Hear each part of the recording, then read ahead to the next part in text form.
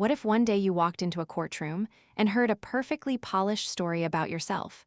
A story so convincing, so detailed, so calm, that for a split second you almost believed it. That's where this begins. I was sitting at the defense table, hands folded neatly in my lap, staring at the ceiling. 42 tiles, off-white.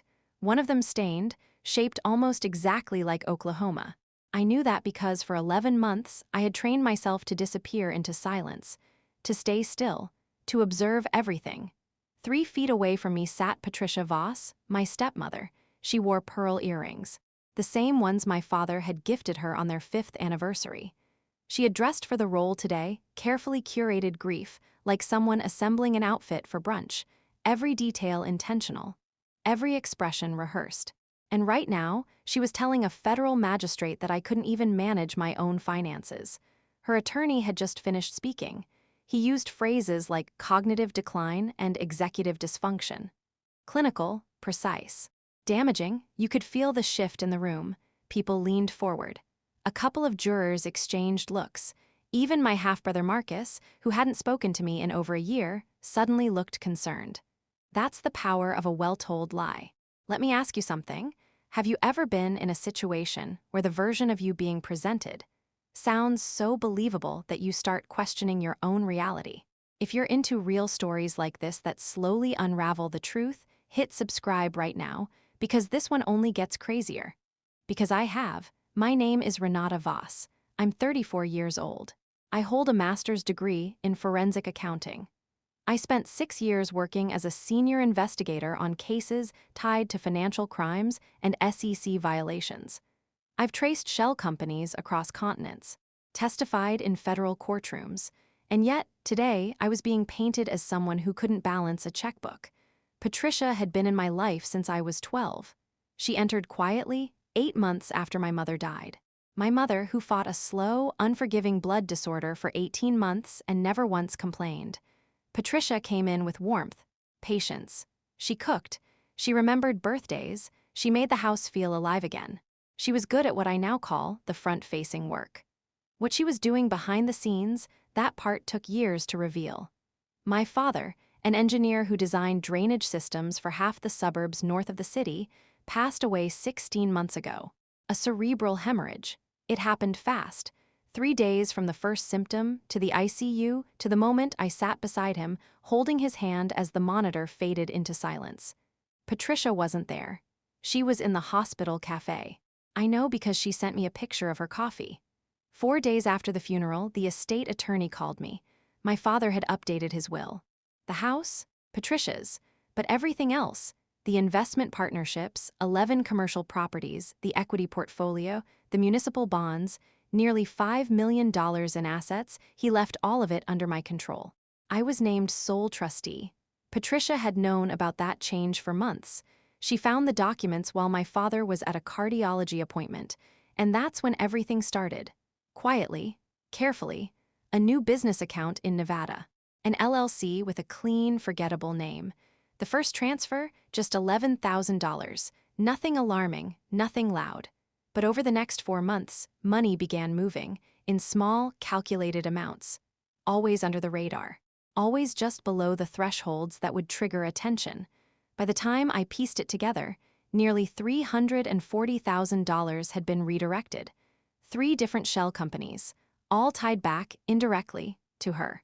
And eventually, flowing into a joint account she shared with a man I had never heard of. A man she'd been seeing even before my father died. But here's where it gets worse.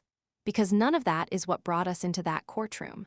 What brought us there was her move to take everything from me. She filed for emergency conservatorship, claimed I was unstable, irresponsible, a danger to the estate, and to support it, she brought in a psychiatrist, a man who had never met me, who based his entire evaluation on a phone call with her, a few selected bank statements, and a single voicemail I left months earlier. A voicemail where I sounded disoriented. I wasn't disoriented. I was annoyed about parking, but in that courtroom, context didn't matter. Presentation did, and Patricia's presentation, flawless, charts, timelines, a clean narrative. Even the missing $340,000 was in her argument. but she made sure the spotlight pointed in only one direction, me. Then the magistrate looked at me over her glasses and said, "Miss Voss, would you like to respond?" The room went completely still. Patricia straightened. Her lawyer clicked his pen. Marcus leaned forward. This was the moment. The one she thought I wasn't ready for. I stood up slowly, buttoned my jacket, and looked at Patricia. Not for long, just 4 seconds. Then I turned back to the judge and said, "Yes, Your Honor, I would." Before I show you what I found, subscribe, because what happens next completely flips this case upside down. And as I placed a thick gray binder onto the clerk's table, I realized something very simple. For 7 months, while she was telling her story, I had been building mine. And as I placed that binder on the table, the weight of it echoed louder than anything Patricia's lawyer had said all morning.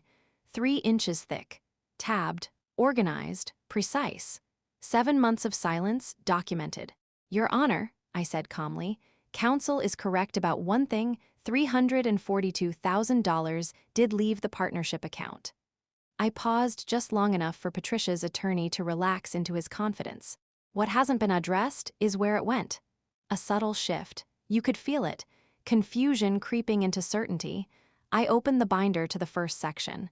"These are wire confirmations," I continued. 41 separate transfers, each deliberately kept under $10,000, routed through 3 limited liability companies: Cornerstone Advisory Partners, Highfield Management Group, and Blue Meridian Holdings. I let the names hang in the air. Then I added, quietly, all 3 created within 6 weeks of my father's estate revision, and all 3 controlled by the same individual. A beat. Then I turned my head slightly. "Patricia Voss. Yeah, that just happened.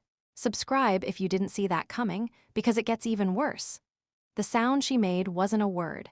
It was the kind of breath someone takes when the ground disappears beneath them. Her attorney shot to his feet. "Objection. Sit down, Mr. Keel," the magistrate said without even looking at him. And just like that, the room shifted. Not in volume, in gravity. I walked them through everything, piece by piece. Every transfer traced back to an IP address registered to Patricia's home network. Every dollar mapped from the partnership account to shell companies to a brokerage account. And then, to a name no one in that courtroom expected. "Garrett Plume," I said. A few heads turned. "Commercial contractor, co-owner of the receiving account." I flipped another page.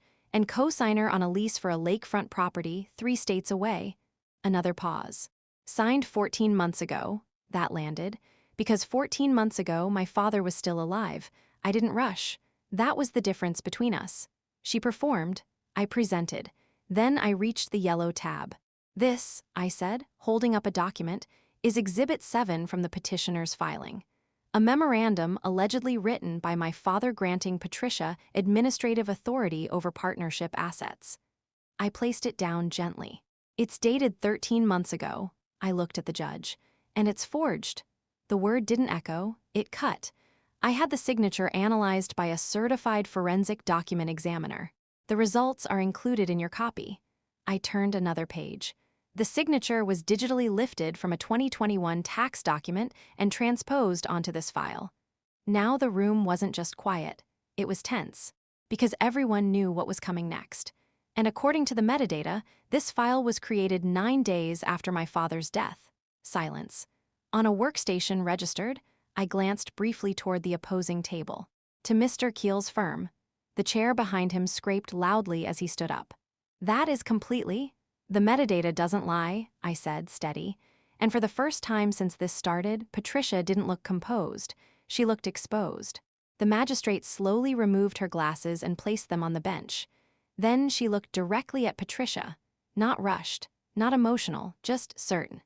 "Mrs. Voss," she said, her voice calm but cold, "did you prepare or cause to be prepared the document labeled Exhibit 7? Her attorney grabbed her arm, whispering something urgently. Patricia pulled away. And in that moment, everything she had built, the grief, the poise, the performance, it vanished. "I was protecting what was mine," she said flatly. No softness, no act. 17 years, she continued. "I managed his life. I was there every day. I took him to appointments. I handled everything while she handled his finances," I interrupted quietly. "She had his passwords, his records, his signature." And now she had nowhere left to hide. The magistrate didn't take long. Petition denied. The words dropped like a final verdict, but she didn't stop there. The forged exhibit will be referred to the U.S. Attorney's Office. Additionally, I will be submitting a referral to the State Bar regarding counsel's involvement. Another pause, then she looked back at me. Miss Voss, have you notified federal authorities regarding the interstate transfers? I met her gaze. Yes, Your Honor, a small breath. They already know. And just like that, it was over, not in a dramatic explosion, not with shouting, but with something far more powerful: truth placed carefully on record. I didn't attend Patricia's sentencing 8 months later. I didn't need to. For me, it ended the moment that story collapsed in that courtroom. The moment she realized, I had been watching the entire time. Instead, I drove to the cemetery, sat beside my father's grave, and finally said the things I couldn't say before. I told him I was sorry. If this hit you even a little, subscribe. Stories like this deserve to be heard. Sorry it took me so long. Sorry I was afraid, because I was, every single day for 7 months. Waking up at 4 a.m., convinced I missed something, that she'd outmaneuver me, that everyone would believe her version of me. That look Marcus gave me in the courtroom, that almost broke me. But fear doesn't mean you're weak. It just means the stakes are real. And I made a choice early on. I wouldn't let fear make my decisions. People confuse silence with helplessness. They see someone sitting quietly and assume there's nothing there. They don't consider that silence can be strategy. That patience can be preparation. Patricia was loud, fast, confident. I was none of those things. She performed for the room. I built a case for the record. And when it mattered, only one of those things held up. I restructured the partnership, created a donor-advised fund in my mother's name, and adopted a rescue greyhound. I named her Discovery. Marcus called twice. I didn't answer the first time. I did the second. We're not whole, but we're trying. And sometimes that's enough. If you've ever sat at a table, staring at documents that don't make sense, if you've ever felt that quiet doubt creeping in, wondering if the problem is you, or if someone wants you to believe it is, remember this. Doubt doesn't appear out of nowhere. It leaves a trail. It always does. You just have to be patient enough to follow it. So here's the real question. When someone has spent years teaching you not to trust yourself, what's the very first thing you need to take back before you can fight? And if this story made you think, even for a second, make sure you stick around, because stories like this aren't rare. They're just usually never told. If you stayed till the end, you already understand. Truth doesn't need to be loud, just precise. Subscribe for more stories where everything isn't what it seems.